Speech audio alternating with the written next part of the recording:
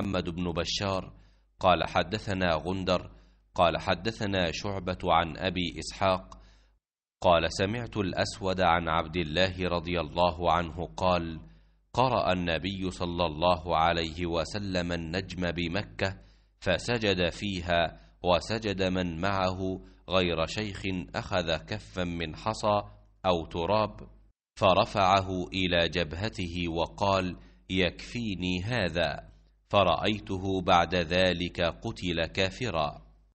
अबू इसहाक ने कहा कि मैंने असवद से सुना, उन्होंने अब्दुल्लाह बिन मसूद रदी अल्लाह अन्हु से कि मक्के में नबी करीम सल्लल्लाहु अलैहि वसल्लम ने सूरह नज्म की तिलावत की और सजदा तिलावत किया।